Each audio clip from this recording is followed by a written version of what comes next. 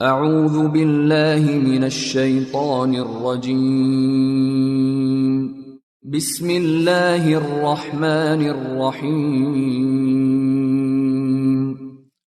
Surah 104 Humazah, The Fault Finder, Meccan period.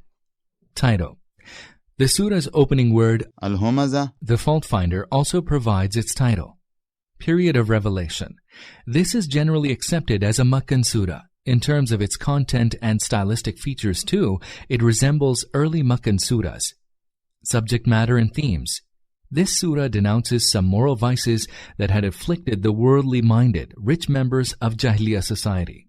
These evils were recognized by everyone in Arabia, and no one contested these being vices. The surah describes the gruesome end of such despicable people in the hereafter. The narration is so forceful and eloquent that readers are convinced of the end befalling such wretches. As such people are not instantly punished in this world and are seen flourishing, it is inevitable that there should be the next life in which they should undergo punishment. On reading this series of surahs from Az-Zilzal to this one, it becomes clear how the articles of Islamic faith and its moral code were presented before the Meccans.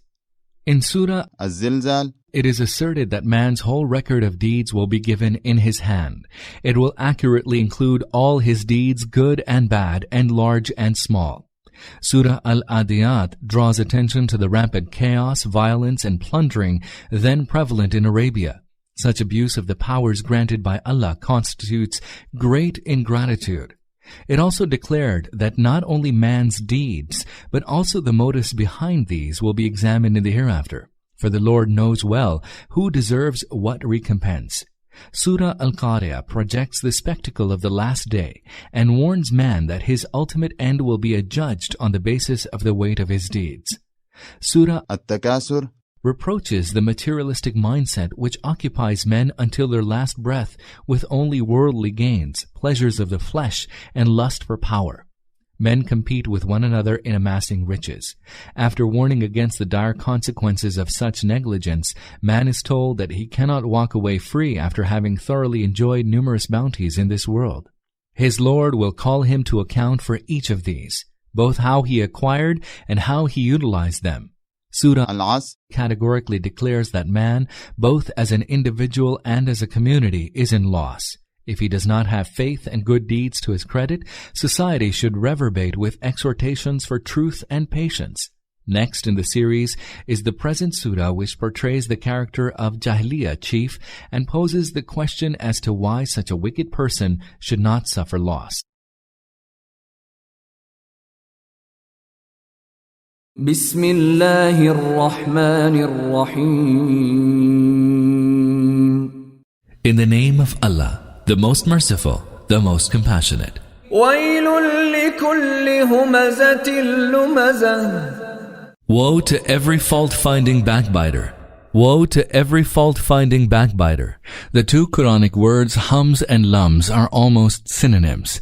The distinction between the two is so subtle that even Arabs define one with reference to the other and vice versa. Used together, they convey the idea that the person under discussion is a habitual fault finder and backbiter. He is used to humiliating, mocking, questioning the family background, and finding fault in others. Furthermore, he abuses others to their face and indulges in backbiting. He is given to telling tales in order to sow discord among friends and family. He calls people by derogatory nicknames and ascribes all sorts of weaknesses to them. الذي جمع مالا وعدده Who amasses wealth and counts it over and again. Who amasses wealth and counts it over and again. Being rich and influential, he acts so arrogantly and rudely.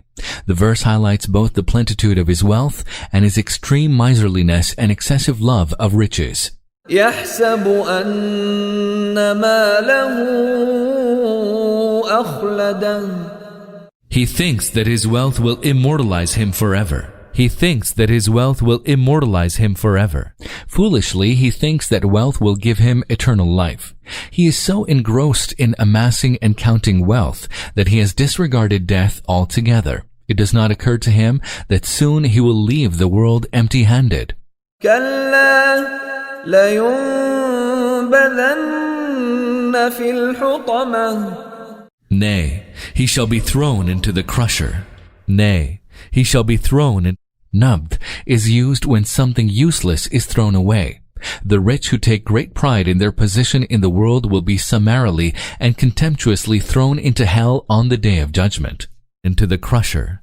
Hutama means something that crushes. Hell is known so for it being a deep pit full of blazing fire that will instantly crush all that is thrown into it. وما أدراك ما الحطمة. And what do you know what the crusher is? نار الله الموقدة. It is the fire kindled by Allah. It is the fire kindled by Allah. This is the only instance in the Quran in which hellfire is spoken of as the fire kindled by Allah.